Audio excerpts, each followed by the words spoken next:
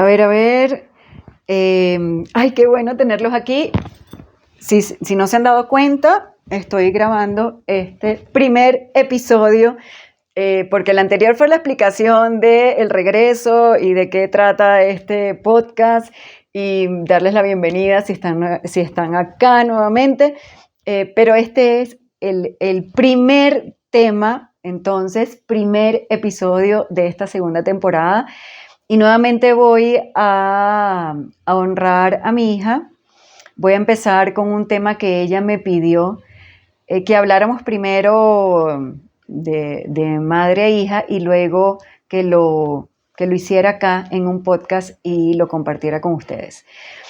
Y es un tema que si son padres o si son tíos o si son abuelos, es decir, si tienen niños preadolescentes, adolescentes o incluso en la pubertad, ¿sí? Yo diría ya de 8 años en adelante, en su familia, cerca de ustedes, quizás al menos una vez han sentido cierta preocupación por el uso de las pantallas y en especial de las redes sociales en esta generación hoy en día. Porque pues si ya es un tema complejo para analizar para los adultos, para los de mi generación, que yo soy bien joven, por cierto, se me nota.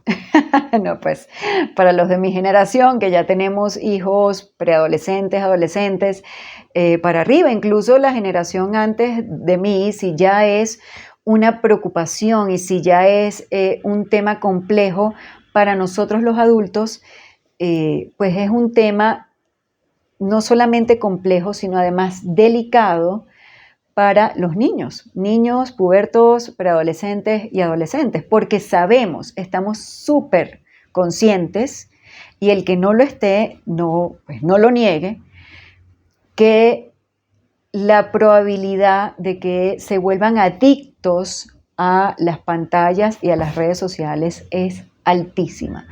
Y como toda adicción, siempre termina mal. Entonces, eso es el tema que les quiero compartir hoy desde mí, como les vengo contando en episodios anteriores. Este es mi aporte, este es mi punto de vista, mi percepción desde mis conocimientos de conducta humana, mi experiencia, mi análisis. Les voy a compartir cómo lo veo y cuáles son los recursos que creo que podríamos a los que podríamos usar si queremos, para el que conecte con este tema. Y es que para mí la gran preocupación del uso de las redes sociales viene de el tiempo es finito, ¿sí? Tenemos igual 24 horas, eso no ha cambiado. Tenemos 24 horas en las cuales las repartimos generalmente en 3 bloques, eso es lo normal. Estoy hablando de lo normal en la vida humana que ustedes conocen y que yo conozco, ¿sí? Entonces, teóricamente 8 horas las usamos para dormir, 8 horas para una actividad productiva, estudiar, trabajar, y 8 horas técnicamente para otras cosas. Compartir en familia, entretenimiento, paseo, descanso, lo que sea, ¿no? Técnicamente, cualquier, mejor dicho, cada persona pues distribuye esas horas a su gusto, según sus metas. Ojalá todos tengamos metas, por cierto, y según sus intereses. Está bien, pero eso no ha cambiado. Entonces, lo que me preocupa es que, y todo viene porque mi hija me dice: mamá, en el colegio están haciendo un reto de TikTok y yo no lo conozco porque yo no dejo que mi hija vea TikTok, o sea, no tiene cuenta de TikTok, acaba de cumplir 12 años, hace 2 semanas, y no necesita ver TikTok. Entonces, y yo no conozco el reto, así que pues yo no sabía, y todos mis amigos y me hablaban. Entonces yo le dije, bueno, nuevamente tuvimos la conversación de por qué es mejor dejar para después el momento en el que ella tenga acceso a TikTok, porque ni siquiera por mí lo tiene, porque yo no veo TikTok y no se ve en esta casa. Pero le dije, mira, vamos a mirarlo de esta forma. Antes, en mi generación, y le di el ejemplo de un familiar, de un primo. Mi primo, que le digo, tu tío, es médico.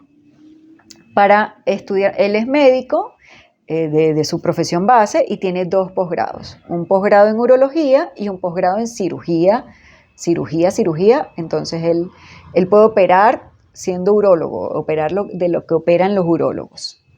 Que por ahí hice un gesto, si me entendieron. Bueno, entonces le digo, tu tío pasó tantos años estudiando para hacer lo que es hoy en día. Y para dedicarse a lo que se dedica hoy en día. Gracias a eso, cuando llega una persona con alguna enfermedad en su sistema, no sé si se dice sistema urológico, pero bueno, todo lo que tiene que ver con, bueno, no sé, con los riñones y todo el sistema urinario, y de hecho, pues el órgano genital masculino, pues si tienen alguna enfermedad, patología, necesidad, algún problema, pues él los puede atender y los puede curar, ¿sí? Básicamente, para que entienda el ejemplo fácil y cercano. Si tu tío hubiera dejado de invertir el tiempo que invirtió en estudiar primero su bachillerato, porque si no se graduó de bachillerato, pues no puede entrar a la universidad. Y hacerlo bien, porque para entrar a estudiar medicina, por lo menos en mi país, exigían un índice altísimo y luego unas pruebas internas súper difíciles de superar. Para que él pudiera superar todas y pudiera lograr entrar a cada una a la facultad y luego a los posgrados, él tenía que estudiar y dedicarse totalmente a su carrera. Y él hoy en día puede salvar gente y puede curar gente. Si en lugar de eso le hubiera repartido su tiempo entre mirar redes sociales y hacer retos de TikTok, por ejemplo, tuviéramos 2 opciones. Él se hubiera demorado muchísimo más en lograr sus objetivos, ser primero médico, luego urólogo, luego cirujano, o lo hubiera logrado en el mismo tiempo, pero no sería tan bueno. Probablemente sería un médico, urólogo, cirujano mediocre. O probablemente solamente sería médico, porque no le hubiera alcanzado el tiempo para ser urólogo y cirujano, aunque lo hubiera querido. Porque si no lo quieres, es otra cosa. Pero eso estaba en sus sueños y en sus propósitos. El resultado, en definitiva, sería muy diferente. Entonces, yo le di este ejemplo y se los estoy compartiendo a ustedes, y como les digo aquí, esto está saliendo bien artesanal, porque los sociólogos, y no es una característica especial de superhéroes que seamos, pero pues nos acostumbramos a proyectar en el futuro, es decir, a tratar de hacer predicciones. No somos brujos, no vamos a tener la bola de cristal, pero podemos de alguna manera tener un acercamiento a cómo será una situación social, humana, a mediano y largo plazo, según el análisis de la situación actual. Y entonces yo lo miro a mediano y a largo plazo y le digo que mi mayor preocupación es que el número de profesionales va a disminuir. Va a haber mucho menos médicos, por ejemplo, para seguir con el ejemplo de mi primo. Va a haber muchos menos abogados, muchos menos ingenieros, muchos menos administradores, muchos menos sociólogos que analizamos la vida humana, muchos menos psicólogos que también estudiamos y ayudamos en el comportamiento humano, y mucho menos, ¿qué carrera tienes tú?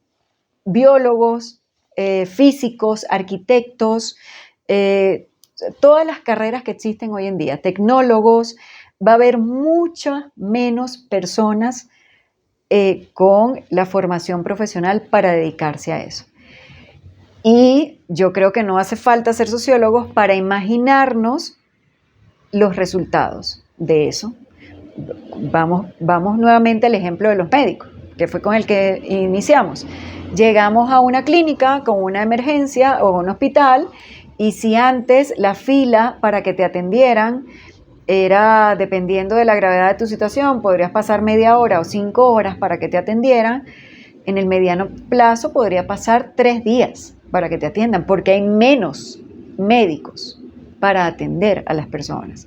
Entonces, imagínense esos resultados. En el mejor de los casos, solamente fue 3 días de una situación muy incómoda, con un dolor terrible y la pasé muy mal. Pero sabemos cuál es el peor de los casos y eso puede sumar un montón.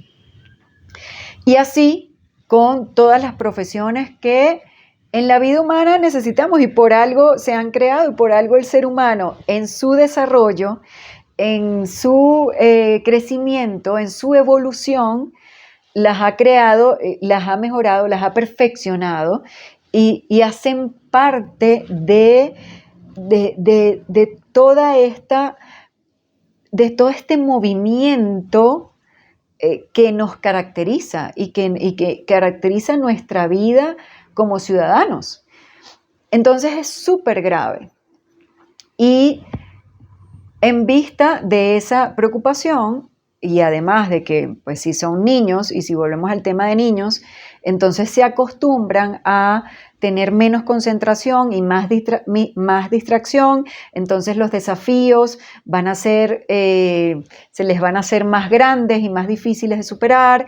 Si seguimos hablando para mantenernos en el tema profesional, que es el único que le quiero dedicar en este podcast.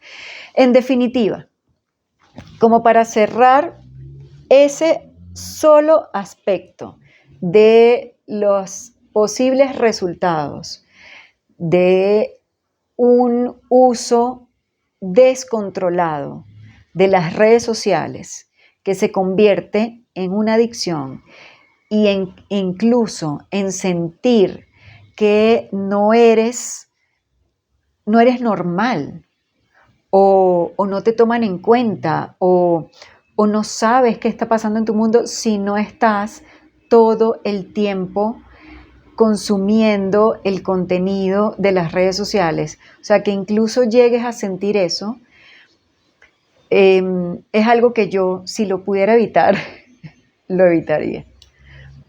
Y eso es lo que les quiero aportar acá.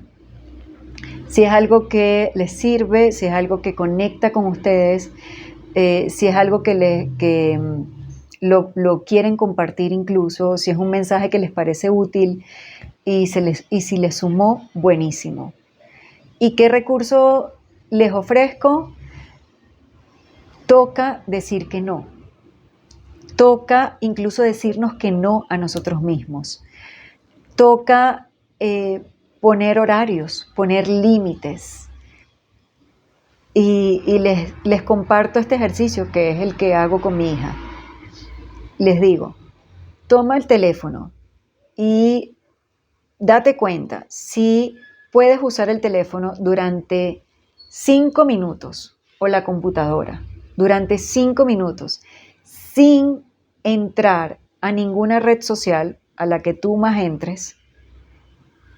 Y si eso no pasa, o sea, si no pasas de 5 minutos es que no aguantas la tentación de entrar a la red social de tu preferencia, es porque ya tienes un problema de adicción en las redes sociales. Entonces, compártanle eso a las personas que les importe en su vida y que ustedes no quieran que se vuelvan adictos al consumo de contenido en las redes sociales. Sobre todo también controlar, o sea, saber qué contenido estás viendo, pero eso ya lo he mencionado antes y eso podría ser un tema de otro podcast. Esto es una red social, pero estoy tratando de compartir contenido que nutra y que sume a sus vidas. Y definitivamente, decir que no es malo necesariamente. Poner carácter, como yo le llamo, como decía mi mamá, como se decía en mi pueblo, no es malo. poner límites es necesario, es parte de la vida humana y de las relaciones. Bueno, si llegaron hasta acá, qué bueno. De verdad, muchísimas gracias y espero sumarles y espero seguir viéndolos. Chau.